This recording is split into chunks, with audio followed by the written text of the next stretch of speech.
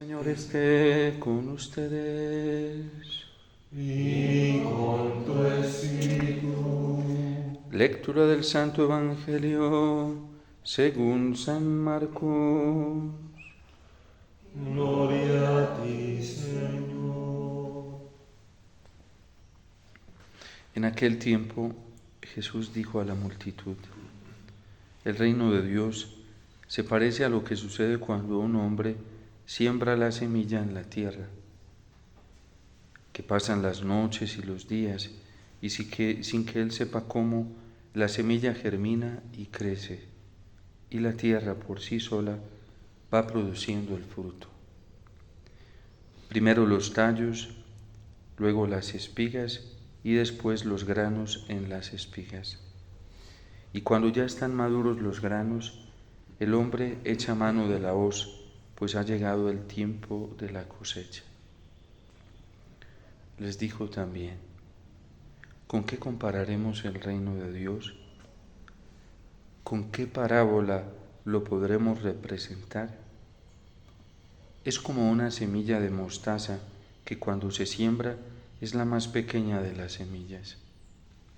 Pero una vez sembrada, crece y se convierte en el mayor de los arbustos y echa ramas tan grandes que los pájaros pueden anidar a su sombra. Y con otras muchas parábolas semejantes les estuvo exponiendo su mensaje de acuerdo con lo que ellos podían entender. Y no les hablaba sino en parábolas, pero a sus discípulos les explicaba todo en privado. Palabra del Señor. Gloria a ti, Señor Jesús.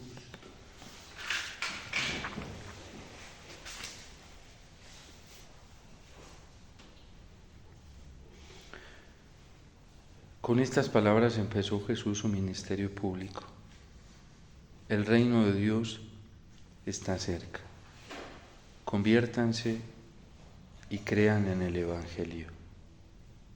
¿En qué Evangelio? En la buena nueva que Él viene a traer. En la forma que Él viene a enseñar para poder entrar en ese reino de los cielos que es misterioso, pero que a la vez responde al deseo más profundo del corazón de todos los seres humanos. Porque en el fondo es la plenitud que cada uno de nosotros desea en nuestro corazón, la paz que cada uno de nosotros necesita, busca, anhela y quiere. Es el consuelo que cada uno de nosotros busca, necesita y quiere. Y eso es lo que Cristo viene a traer. Pero para poder comprender la entrada en ese reino de Dios, ayer nos decía el Evangelio que a quien tenía disposición para coger esa semilla, se le iba a dar mucho. Pero que a quien no tenía disposición para coger esa semilla, se le quitaba hasta lo poco que podía tener. Miren con qué medida ustedes miden, porque con esa misma medida se les dará. Miremos nosotros con qué medida de fe, de esperanza, estamos acogiendo la palabra del Señor. Miremos nosotros con qué medida de fe, de esperanza, estamos acogiendo la instrucción del Padre Celestial que es Cristo. Cristo es la semilla, el Padre es el sembrador y esa semilla que es Cristo ha sido tirada en todos los corazones. Pero nos lo decía también, creo que antier, la parábola del sembrador, que el primer terreno no quiso esa semilla, porque tenía otros intereses. El segundo terreno la acoge, pero tiene también durezas, porque en el fondo hay un deseo más de comodidad, de confort en esta tierra, y por eso, aunque la semilla crece, las tribulaciones y las pruebas terminan sofocándola porque se desanima. Es un terreno, un corazón que en el fondo no tiene el deseo profundo del Señor, del reino de los cielos, de la vida eterna, sino que con ese deseo se filtra también el deseo de comodidad, de vida fácil.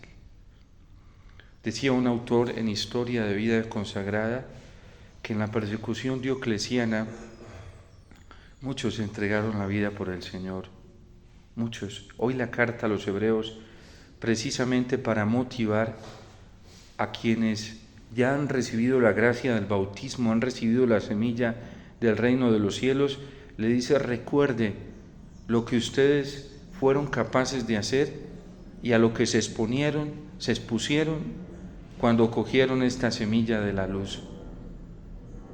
Cómo les quitaron los bienes, cómo los ultrajaron, los persiguieron, cómo ustedes se arriesgaron incluso para proteger a algunos hermanos y solidarizarse con ellos que estaban también viviendo la misma persecución. Y hoy la carta a los Hebreos les dice: recuerden eso, toda esa fuerza y ese ímpetu, y luego les dice: tengan un poco de paciencia y esperen, que lo que está por manifestarse pronto se manifestará. No claudiquen ante las persecuciones que están viviendo. Llénense de esperanza, como hoy también el salmista lo canta. No pierdan la confianza, porque la recompensa es grande. Y la certeza que tenemos los cristianos es que la recompensa no nos la van a dar en esta tierra, porque si no, ya hemos recibido nuestra paga, dice Jesús en el Evangelio, y ya sabemos qué va a pasar. Nos quedaremos sin la recompensa de la vida eterna. Estos ya recibieron su paga. Cuando los ultrajen, maltraten, persigan, insulten, ay de ustedes, que reciben toda clase de alabanzas, de reconocimiento y de aceptación en este mundo, porque ya recibieron su paga. Nosotros esperamos una recompensa más grande, que es la del cielo. Cuando un terreno, un corazón, un ser humano, después de acoger la palabra del Señor, espera recompensas de los hombres, termina claudicando, termina apostatando. Y por eso nosotros no podemos dejarnos apabullar por las pruebas y las tribulaciones. Es una consecuencia natural de seguir verdaderamente al Señor. Santa Teresa de Jesús decía: si no nos están persiguiendo por seguir al Señor, quiere decir que no lo estamos siguiendo, así creamos que lo estamos siguiendo a Él. El santo cura de Ars decía: si no hay persecuciones, si no hay cruz, si no hay sufrimiento por seguir al Señor y hay confort, quiere decir que estamos trabajando para el mundo y para el diablo. Así recemos, así oremos, así vayamos a misa.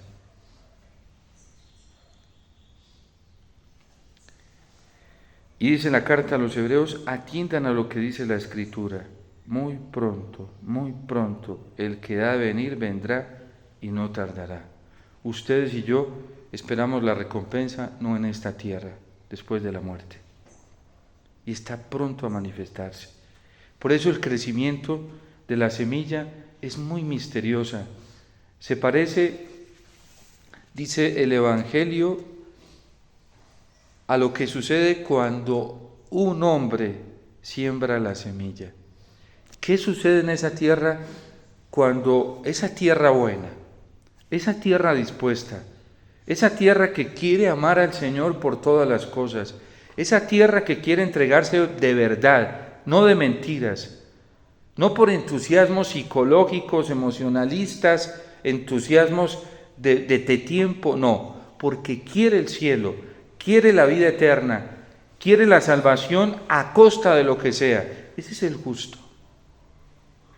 Ese es el que teme al Señor, el que lo está buscando por encima de todas las cosas.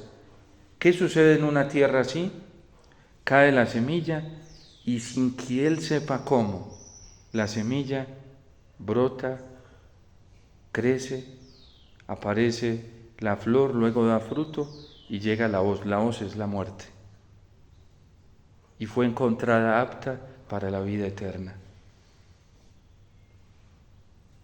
Hay gente que le tiene miedo a la muerte. ¿Por qué? Porque no pide permiso, no nos tiene que pedir permiso. A la única que le obedece la muerte es a Dios, de resto a nadie más. Y puede llegar cuando quiera. Bueno, no cuando quiera, cuando el Señor la mande. Pero la pregunta es, ¿el Señor encontraría fruto en nosotros? Porque si no lo estamos deseando a Él y no lo estamos buscando con todo nuestro corazón, quiere decir que ese corazón y esa vida no están aptos para el reino de los cielos. Lo primero que se va a encontrar después de la muerte es al Señor. Y si no lo ha deseado con todo su corazón, y si no lo ha buscado por encima de todas las cosas, ¿va a ser capaz cada uno de nosotros de levantar nuestra mirada delante de Él y llenarse de alegría y decirle, es que tú eres lo único que yo busqué, eres lo único que yo anhelé, fue por lo único que me esforcé en la tierra? O al contrario, nos va a coger la vergüenza y no vamos a ser capaces de levantar, sostener nuestra mirada ante la suya, porque Él no fue nuestra prioridad. Y dice que también se parece el reino de Dios a un grano de mostaza, es pequeño, imperceptible. Pensemos en la Virgen. En ella cayó la semilla de la palabra de Dios. Nadie, fueron muy pocos, contados, los que se dieron cuenta que en esa tierra estaba germinando el fruto bendito de Dios. San José lo percibió, Santa Isabel,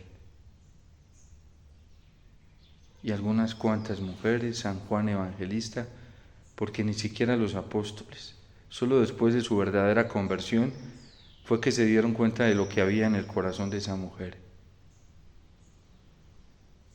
Y hoy, después de ser asunta al cielo, se ha convertido en un árbol frondoso en donde vienen a anidar toda clase de personas. Tan bonita, tan bonito el testimonio de la Virgen. Nadie se dio cuenta en Nazaret que ese era un terreno que iba a producir al 100%. Ni YouTube, ni Facebook, ni Twitter, ¿sí? Ni los criterios de evangelización de los planes de Pastoral Hoy, ni los criterios de evangelización de los grandes doctos en pastoral, en dogma, en moral, en liturgia, nada. Ni los grandes especialistas en Sagrada Escritura, ni los grandes exégetas se dieron cuenta, y quizás hoy ni se dan cuenta lo que es ella. Es tanta la indiferencia del corazón humano, que a pocos católicos les interesa la verdadera imagen de la Virgen María. Porque ya se han inventado una Virgen a su manera. Es una Virgen, para muchos católicos, es la Virgen que le hablaba al estilo del demonio disfrazado de Virgen cuando se le aparecía a los santos. Mi pequeño, mi niña, tú lo estás haciendo todo bien. Como tú, no hay nadie. Todos tienen que seguir tu ejemplo, porque tú eres un ejemplo para todos. Así le hablaba el demonio disfrazado de Virgen a los santos. ¿Saben qué hizo la Virgen cuando se le apareció a los pastorcitos de Fátima? Les dijo que no estaban rezando bien y que así no podían seguir rezando. No, esa no es la Virgen viene a motivarnos, a animarnos.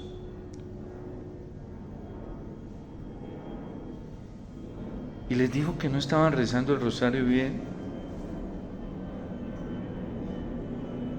A los videntes en Medjugorje les dijo que tenían que rezar desde el corazón, que no quería oraciones externas. Por eso la Santa Sede aprobó solo los 7 primeros mensajes, porque ha encontrado inconsistencias.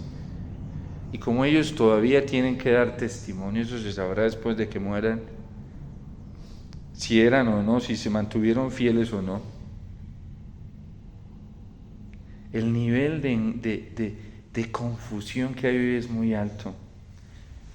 El reino de los cielos se parece a una semilla de mostaza.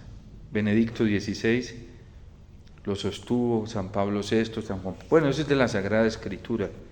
El Señor se lo dijo a San Pablo: no te preocupes, Señor, pero me estoy dando cuenta que la gente no está creyendo de verdad. Señor, mis hermanos judíos, entre más les he predicado, más endurecieron su corazón. Saulo, no te preocupes que yo tengo un resto guardado. Casi nadie lo conoce. Casi nadie lo conoce. Ténganlo por seguro que no es allí donde están el auge de las redes sociales. Hoy se está levantando una gran esperanza en el mundo y quizás en muchos católicos como nunca antes por el mandato presidencial de Donald Trump, y está haciendo algunas cosas en favor de la vida, sí, pero menos mal él no es Jesucristo, sí. Y hoy el Salmo nos lo dice claramente. Dice que pongamos nuestra esperanza en Dios, no en Trump, sí. Ni en estos políticos que han aparecido en Colombia, que para qué han servido, sí. Eso prometieron la familia, la vida, con sus medallas de la Virgen, con sus propuestas. Y miren cómo va el aborto y qué han logrado. Petro está haciendo de las suyas. El asesinato de los inocentes en el vientre materno se disparó más después de la elección de estos candidatos que se subieron en nombre de los cristianos católicos. Hoy se aplica más eutanasia en las clínicas. ¿Para qué han servido? ¿Qué es lo que han hecho? Hoy están más pervertidos los niños, los jóvenes con la educación sexual. ¿Para qué han servido? Y toda la gente, ay, si no tuviéramos un senador y un congresista como estos en el Senado, no habríamos logrado tanto. ¿Qué han logrado? Miren cómo está el país. La gente está ciega y por eso dijo el Señor estos días a través del profeta Isaías: les voy a embotar el corazón para que no oigan, no vean, porque ya el Señor les dio la oportunidad de ver y no quisieron ver. En el capítulo 8 de San Juan, Jesús dice algo impactante. Dice: he venido como luz para que los que ven, vean, y los que no vean se queden más ciegos. San Pablo en el capítulo 1 y 2 de Romanos dice en qué consiste la ira de Dios, que cuando los corazones se volvieron tan duros, Dios los dejó para que hicieran lo que les diera la gana. Menos mal, nuestro Dios no obliga a nadie. Ese testimonio bellísimo del Padre misericordioso: su hijo se quiso ir, vete. No utilizó ningún tipo de coerción psicológica, moral, religiosa o política para retenerlo. ¿Te quieres ir? Vete. ¿No quieres seguir porque no te gusta mi propuesta? Bueno, eres libre. Judas, no hagas lo que estás haciendo. Por fuera le decía: ay, sí, Señor, qué discurso tan bonito. Tú predicas tan lindo, Jesús, tú eres hermoso, lo más bello, Jesús. Y por dentro, por ahí decía Judas, por dentro, era un hombre dividido. Por dentro decía: ay, qué pereza. Lo mismo, ya me tiene cansado. En Judas se ve el nivel más alto de la división integral de la persona humana. Eso lo hace el demonio. Satanás tiene la capacidad de hablarle a una persona en el interior y por fuera ponerla a decir otra cosa. Judas fue a Getsemaní. Imagínense cómo era el trato de él, el trato externo de él con el Señor, lo besaba. Así sacerdotes hoy en la iglesia son capaces de ponerse una máscara de piedad, de ritualismo, con las manos bien juntas, y por dentro ¿cómo tienen el corazón? Basta ver sus comportamientos interiores en el aspecto afectivo y sexual. Bien ensotanados muchas veces nosotros, con nuestra apariencia externa impecable y con nuestro corazón interior inmundo, recreándose por allá en pensamientos perversos sexuales, con deseos sexuales pervertidos, pornografía, masturbación, homosexualismo, vidas dobles moralmente. Eso está pasando dentro de la iglesia. Borracheras, apetencias de dinero. Judas, la iniquidad de Judas hoy.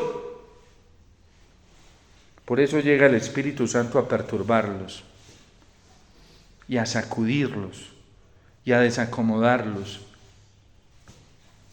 Porque cuando uno vive para el Señor, ayer traía el oficio de lectura, una lectura bellísima de un padre de la iglesia, bellísima. El Señor es mi luz, ¿a qué temeré? Hoy la gente, San Pablo lo dijo a Timoteo y a los tesalonicenses, llegarán días en que los hombres no soportarán la sana doctrina y se irán perdiendo de sus errores, y nosotros tenemos que estar hoy preparados para esto. ¿Qué nos queda? La Virgen se lo dijo a los pastorcitos en Fátima: pidan misericordia. Muchos hombres y mujeres dentro de la iglesia no soportan la sana doctrina. Peor que si les hubieran echado repelente. No la soportan. Solo aguantan la anestesia del anticristo, que ese sí trae un mensaje muy bueno, confortable. Por eso Benedicto XVI, miren, fueron tan impactantes sus últimos años. ¿De quién tuvo aceptación? En una visita que hizo a Alemania, estaban varios obispos allí. Y él era un protocolo de saludo. Y saludan a los primeros ministros, los prelados, y a Benedicto XVI le dejaban estirada la mano.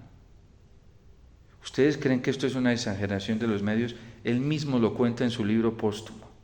Por eso quiso que su libro se publicara después de su muerte, porque él mismo habló de ciertos círculos hostiles a él, él hablaba de un odio asesino, a ese nivel, dentro de la iglesia y aún de la jerarquía, había gente que odiaba y odia a Benedicto XVI. ¿Por qué será? ¿Ustedes creen que eso lo da el Espíritu Santo? Miren, pudiera haber sido el hombre más espantoso, podría haber sido, no lo fue un santo, pero podría haber sido el hombre más injusto. ¿Y saben qué genera el Espíritu Santo en un corazón que se siente maltratado por alguien injusto? Genera amor, genera compasión, genera perdón. ¿Ustedes creen que el rechazo lo genera el Espíritu Santo? Jamás. Eso lo genera el diablo. Porque incluso a mí me pueden estar tratando injustamente, maltratando injustamente, siendo dobles conmigo. ¿Y saben qué me va a decir el Espíritu Santo en el corazón? Omar, tienes que amar y perdonar. El rechazo lo siembra el diablo. Y uno se da cuenta ahí cómo está en su interior. ¿Qué es lo que lo está guiando a uno? Benedicto XVI fue un hombre bueno, pero algunos decían, es que nos causa repugnancia. ¿Por qué dele lo mismo, dele con lo mismo, así eran con Jeremías? Dele repitiendo lo mismo. ¿Quién decía eso? El demonio, Satanás. Porque saben que el Señor le enseñó a Moisés que él iba a endurecer el corazón del faraón, y el faraón estaba pervertido, pero que debía aprovechar esa intervención del faraón. ¿Saben qué le enseñó el Espíritu Santo a Job? Mira, tus amigos son injustos contigo, te están maltratando, te están presionando, pero Job, debes rogarme por ellos, ámalos y acógelos. ¿Ustedes creen que donde hay rechazo está el Espíritu Santo? Jamás. Eso es del demonio. Y este tipo de personas están dentro de la iglesia y ¿saben qué dice? Que es el Espíritu Santo. ¿Ustedes creen que el Espíritu Santo va a hacer eso? Jamás. Es Satanás, es el anticristo. Y basta ver cómo entre los mismos círculos sacerdotales hay desprecio de unos por otros. Hay amargura de unos por otros. Hay celos y envidia en la vida consagrada. Eso es escandaloso. En la vida de los laicos, eso es escandaloso. Por eso el reino de los cielos se parece a un grano de mostaza que crece silenciosamente, donde menos hay apariencia. Pero ¿qué hay allí en esos corazones? Deseos de amar al Señor. ¿Saben cómo terminaron los que le hicieron tanto mal al Padre Pío? La mayoría se convirtieron. ¿Y saben por qué? Porque el Señor le fue enseñando al Padre Pío que tenía que acogerlos y perdonarlos. Eso solo le enseña el Espíritu Santo, que tenía que orar por ellos, que aunque estaban equivocados y él no podía pensar como pensaban ellos, debía amarlos. Eso lo enseña el Espíritu Santo. Por eso esta semilla se convierte en un árbol tan frondoso que produce fruto. Pero hoy el anticristo, que trabaja muy llanamente, tiene todas las posibilidades de trabajar dentro de la iglesia, adoctrina en el nombre de Cristo, adoctrina a la gente en el nombre del Padre, adoctrina a la gente en nombre del Espíritu Santo, adoctrina a la gente valiéndose de la Virgen, adoctrina a la gente valiéndose de San José.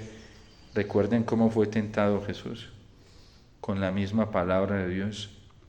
Satanás se presenta ante Cristo para tentarlo como todo un especialista en vida espiritual.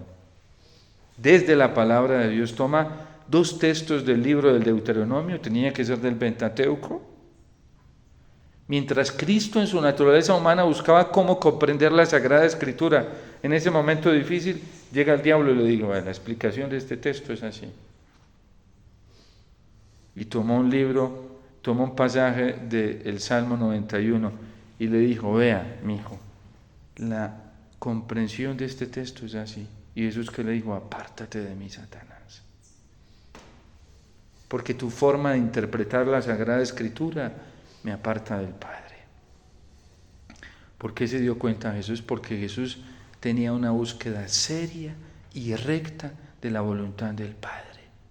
Porque la Virgen nunca cayó, aunque seguro el diablo intentó engañarla muchas veces, porque tenía una búsqueda recta. Ella no buscaba fama, ella no buscaba poder, ella no buscaba dinero, ella no se buscaba a sí misma, buscaba la voluntad de Dios. Hoy tenemos que orar mucho porque nos vamos a enfrentar a eso. Por eso la carta a los Hebreos advierte en el capítulo 6, tengan cuidado, hay de aquellos que después de haber sido iluminados se pervirtieron. Porque cuando una persona conoció al Señor y se dejó llenar de relativismo en el interior de su conciencia, esa conciencia laxa se convierte en una conciencia cauterizada y después una conciencia afectada, y ahí trabaja el demonio. Ya ese es un control de Satanás al nivel más alto. Y esas personas rezan, oran, van a misa, pero la viven a su manera, no a la manera del Señor. Y quien hoy no esté buscando rectamente al Señor, ayer el Salmo lo decía, ¿quién puede subir al monte del Señor? ¿Quién puede estar en el recinto sacro? El hombre de manos inocentes y puro corazón. Este es un tiempo fabulosísimo para que nos la juguemos toda por el Señor. Pongamos toda nuestra esperanza en Dios, pongamos toda nuestra vida en Él, como dice el Salmo 36 hoy, porque el Señor aprueba el camino de aquellos que lo buscan así y nos dará la salvación.